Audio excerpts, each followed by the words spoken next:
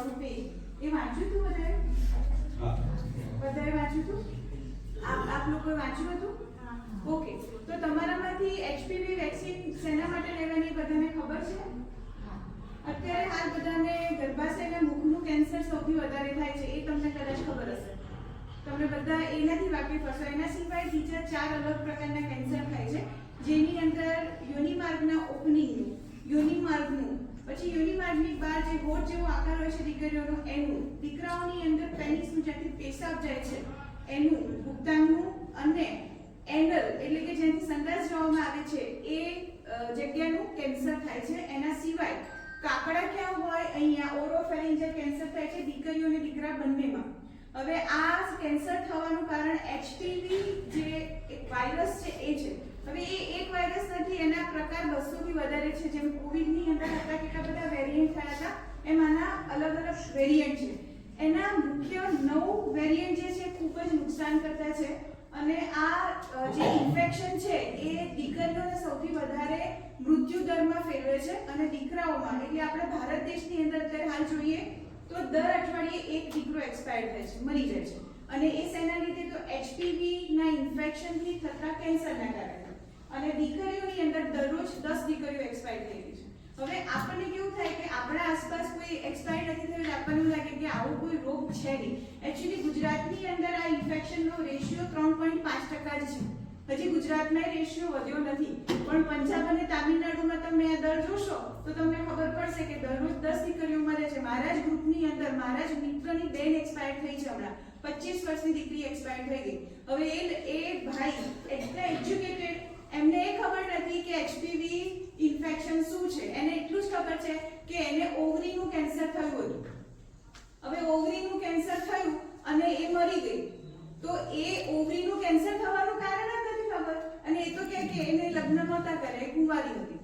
અને ડોક્ટર એવું કીધું કે જો આપણને વહેલા ખબર પડી હોત તો આપણે બચાવી શક્યા હોત, પણ હવે આ કેન્સર લાસ્ટ સ્ટેજનું છે એટલે હવે આ નહીં બચી શકે. અને એ 4 દિવસની અંદર હોસ્પિટલાઇઝ હતી ને એક્સપાયર થઈ ગઈ. એ ભાઈ જ્યારે મને આ વાત કરી, આ કિસ્સો કેમ તમને કહું છું કે આ જે છે ને અજ્ઞાનતા કહેવાય.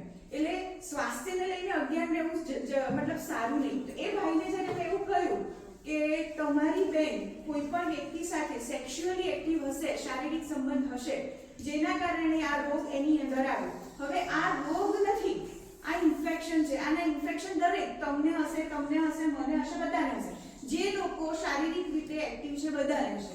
હવે શારીરિક સંબંધ એટલે માત્ર ને માત્ર સેક્સ્યુઅલ સંબંધ નથી, પણ જેમ કે એવો કોઈ સ્પર્શ છે કે સતત ચામડીને સતત ઘસે, આવી રીતે એવા સ્પર્શમાં આ રોગ એટલે કે આના કીટાણુ તમારા શરીરમાં એન્ટર થાય છે. અને એવી પ્રક્રિયાઓ માત્ર ને માત્ર જ્યારે સંભોગ કરતા હોય છે ત્યારે હોય છે. હવે આપણે એવું માનીએ કે આપણી દીકરીઓ તો નાની છે, એમને અત્યારે આ નથી થવાનું અને એ તો લગ્ન કરીને જશે પછી એક જ વ્યક્તિ સાથે રહેશે, પણ એ એક વ્યક્તિ એક જ તમારી દીકરી સાથે જ કોન્ટેક્ટમાં છે અથવા તમારા દીકરા સાથે જે પરણીને અથવા એના કોન્ટેક્ટમાં આવેલી દીકરી એ માત્ર એની સાથે જ શારીરિક સંબંધ રાખે છે એવું ગેરંટી ના આપે. તો એ જે પણ પાત્ર સાથે સેક્સ્યુઅલી કોન્ટેક્ટમાં આવ્યા હશે ત્યાંથી એમનામાં જે પણ કીટાણુ આવ્યા હશે, કેમ કે 200 માંથી એનામાં 4 પ્રકારના રોગ આવ્યા, 4 પ્રકારનું ઇન્ફેક્શન આવ્યું, તો એ 4 પ્રકારનું ઇન્ફેક્શન એની સાથે જે પણ શારીરિક સંબંધમાં આવશે એનામાં એ ટ્રાન્સફર થશે. હવે જેની ઇમ્યુનિટી સારી નથી, જેમ કે બે વ્યક્તિને એક સાથે 4 પ્રકારના ઇન્ફેક્શન થયા અને 2 વ્યક્તિમાં એકની ઇમ્યુનિટી સારી હતી, તો એના શરીરની અંદર એ કીટાણુ 5 વર્ષ સુધી રહ્યા અને પછી વોશ આઉટ થઈ ગયા, એટલે ગોવાણ થઈ ગયું, એના શરીરમાંથી નીકળી ગયા, તો એને કેન્સર નહીં થાય. પણ જે બીજી વ્યક્તિ હતી કે એની ઇમ્યુનિટી સિસ્ટમ બરાબર નથી ને એના શરીરની અંદર 5 વર્ષની જગ્યાએ 8 વર્ષ 9 વર્ષ સુધી એ કીટાણુ ક્યાં રહ્યા, એ જે ભાગ ઉપર રહ્યા છે એનું કેન્સર કરશે. આ કીટાણુ એવા છે કે શરીરના બધા ભાગમાં નથી રહેતા, કે ના લોહી દ્વારા ભ્રમણ કરે છે, ના વીર્ય દ્વારા ભ્રમણ કરે છે, કે ના લાળ દ્વારા ભ્રમણ કરે છે.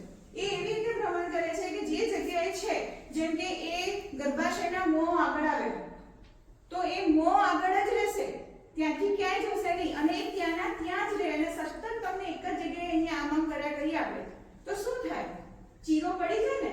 તો એ ત્યાં એવું ઇન્ફેક્શન કરે છે, એ કન્ટિન્યુઅસ 5 વર્ષ 8 વર્ષ 9 વર્ષ સુધી તમારા શરીરમાં હશે, તમને કોઈ જ પ્રકારનું સિમ્પટમ્સ નહીં આવે અને પછી છેલ્લે જ્યારે સિમ્પટમ્સ આવશે તમે ડોક્ટર પાસે જશો ને એમાં એક કેન્સર આવશે અને એ કેન્સર એક પ્રકાર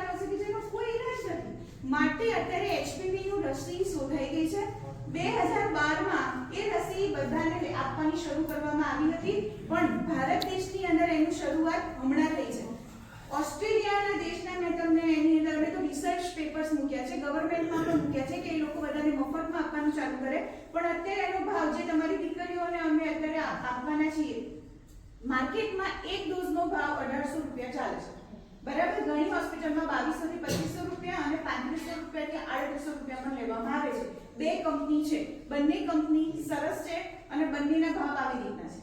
અમે એનજીઓ દ્વારા તમારી દીકરીઓને એટલા માટે આપવા માંગીએ છીએ કે તમારી દીકરીઓ જેવી સેક્સ્યુઅલી કોન્ટેક્ટમાં આવે કે હવે પછી તમે 12મા પછી સપોઝ એમનું લગ્ન કરાવ્યું તો એના જીવનમાં કંઈ પણ થાય પણ એને કેન્સર ના થાય અને એનું મૃત્યુ ના થાય. આપણી દીકરીની સેફટી આપણા હાથમાં છે.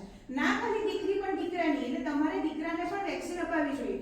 પણ કેમ કે ફંડની કમી આવે અમારે, એટલે અમે શું કરીએ કે પ્રાયોરિટી આપીએ કે અમે 14 વર્ષ સુધીની દીકરીઓને આપીએ. કારણ કે જો એનાથી મોટી દીકરીઓને આપીશું તો એમને અમારે 3 ડોઝ આપવા પડશે અને એના માટે દીકરી અમારી આગળ હાજર હોવી જોઈએ. હવે તમે અહીંથી જતા રહ્યા અને એને 2 ડોઝ અપાયો અને ત્રીજો ડોઝ ના અપાયો તો તમે તમારામાં એજ્યુકેશન નથી, તમે કોઈ જગ્યાએ જઈને ત્રીજો ડોઝ ના અપાયો તો પછી એ વેક્સિનનો કોઈ મતલબ રહેતો નથી. એટલા માટે અમે એવું અત્યારે નિર્ણય કર્યો છે કે 9 વર્ષથી 14 વર્ષની જેટલી દીકરીઓ 14 વર્ષ પૂરા કર્યા છે અને 15મું વર્ષ રનિંગ છે એટલી દીકરીઓને અમે 2 ડોઝ આપવાના હોય છે. એ 2 ડોઝ એ લોકોને આપી દઈએ. સપોઝ અત્યારે અમે પહેલો ડોઝ આપીશું, પછી એમનું 6 મહિના પછી બીજો ડોઝ આવશે.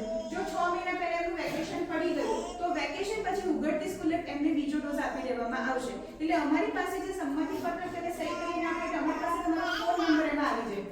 એટલે સપોઝ કે અમે જૂન મહિનાની 10મી તારીખ નક્કી કરી તમારે એ વખત લગ્ન તમે ના એને કે એને કેમ્પ આવી ગયું તો અમે એ નંબર ઉપરથી જસ્ટિફાઈ કરી શકીએ કે તમારામાંથી કઈ દીકરી ગેરહાજર છે તો એને એ ડોઝ અપાવી દઈએ. એટલે અમે તમારી દીકરીની તમે માતા પિતા છો એટલે અમે માતા પિતા બનીને એનું ધ્યાન રાખીએ અને આ 2 ડોઝ એને અપાવી દઈએ. એટલે એ 14 વર્ષની જેટલી પણ દીકરીઓ અહીંયા છે એટલી તો સિક્યોર થઈ ગઈ. આ બહુ જરૂરી છે.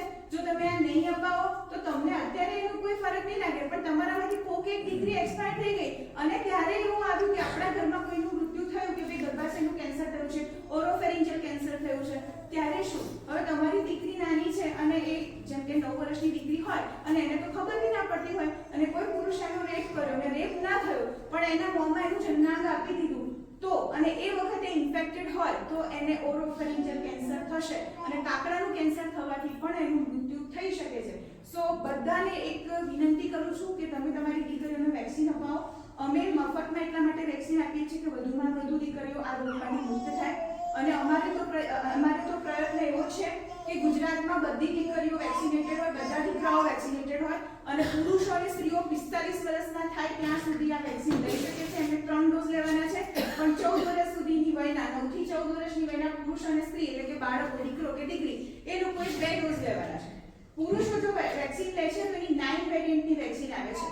ઓકે, એટલે 9 વેરિયન્ટ એટલે એની અંદર જનાઇટર વાસ એટલે મસા આવે ને એ મસા પુરુષોમાં વધારે થતા હોય છે અને એના માટેની 9 વેરિયન્ટની વેક્સિન લો તો તમને મસા નહીં થાય. એ એચપીવી નો એક પ્રકાર છે ઇન્ફેક્શન.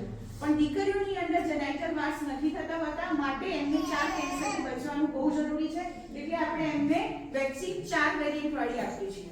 તો હવે આમાં તમને કોઈ પ્રશ્ન હોય તો તમે મને પૂછો. અને તમને એવું હોય કે આ વેક્સિન આપ્યા પછી એમને એમના શરીરમાં કોઈ ફેરફાર આવશે કે એમને કોઈ બીજી જાતના પ્રોબ્લેમ થશે તો એકદમ સાદી અને સરળ ભાષામાં કહું તો કોઈ પણ જાતની રસી તમે લો એટલે પહેલા એની આડઅસર શું થાય તો થોડુંક જે જગ્યાએ ઇન્જેક્શન આપ્યું હોય ત્યાં તમને દુખે. એ એક દિવસ દુખે, બીજા દિવસે મટી જાય, એને બરફ ઘસવાનું હોય. બીજી વસ્તુ એ છે કે જ્યારે પણ તમે કોઈ પણ વેક્સિન લો છો એટલે તમને 1 દિવસ કે 2 દિવસ હલકો ફૂલકો તાવ આવે. એ તો તમને અત્યારે પણ આવતું હોય છે અને મટી જાય, પણ એમના સારા માટે છે. આના સિવાય શરીરમાં ફેરફાર થવાની વાત આવે તો હું તમને કહું કે આ જેમ તમારી રોગપ્રતિકારક શક્તિ છે ને એવી એક રોગપ્રતિકારક શક્તિ વધારવા માટેની વેક્સિન છે કે જે એચપીવી ના ઇન્ફેક્શનના કીટાણુ તમારા શરીરમાં એન્ટર થાય તો એને ત્યાં રોકી શકે એના માટેની વેક્સિન છે. નહીં કે તમારા શરીરના કોઈ પણ અવયવો ઉપર એની કોઈ માઠી અસર થાય કે એ ટાઈપની વેક્સિન નથી. આ માત્ર ને માત્ર તમારી એચપીવી માટેની રોગપ્રતિકારક શક્તિ વધારવાની વેક્સિન છે અને આ વેક્સિનના કારણે આજે ઓસ્ટ્રેલિયા 2012 થી 2015 ની વચ્ચે જે એમને આખો કેમ્પ ચલાવ્યો આખો દેશ અત્યારે એચપીવી મુક્ત થઈ ગયો છે અને એના મેં રિસર્ચ પેપર પણ ગવર્નમેન્ટમાં મૂક્યા છે અને તમને જે પેપર જે તમને આપવામાં આવ્યું હશે ગ્રુપની અંદર એની અંદર લખ્યું છે ચોખ્ખા અક્ષરે કે ભાઈ આ વર્ષની અંદર એ લોકોએ વેક્સિન આપી અને એમનો દેશ એચપીવી મુક્ત થઈ ગયો છે. હવે જો આજે વેક્સિન લીધી ને 2 વર્ષ પછી કોઈ આડઅસર થવાની હોય તો તમને અત્યારથી કેવી રીતે ખબર પડશે? કદાચ તમારા મગજમાં આવો પ્રશ્ન આવે તો ઓસ્ટ્રેલિયાના જે પણ સક્સેસ અમારી પાસે કાઉન્ટિંગ્સ છે જે અમે તમારી સાથે શેર કરે, તમે ગૂગલ ઉપર સર્ચ કરી શકો છો. અમે તો બીજા ઘણા બધા સાઇટ ઉપરથી ને ઘણા બધા રિસોર્સિસ ઉપરથી એનું રિસર્ચ કર્યું છે, પણ એ લોકોના ત્યાં આડઅસર થવાનું હતું 2012 થી અત્યાર સુધીમાં થઈ ગયું હોય અને સક્સેસફુલી ઇમ્પ્લિમેન્ટ કરેલો દેશ ના સમજ પડી. તો એક દેશે એની અંદર સક્સેસ મેળવી લીધી છે, તો હવે તો આપણે કોપી કરી શકીએ છીએ ને, આપણે પહેલા નથી. તો તમને શેનો ડર લાગે છે? કોને પ્રોબ્લેમ છે મને કહો. આમાં બેન દરેક વાલીને એક જ પ્રોબ્લેમ હોય તો પોતાની દીકરીને કોઈ સાઇડ ઇફેક્ટ આનાથી થાય છે કે નહીં એ હું ગેરંટી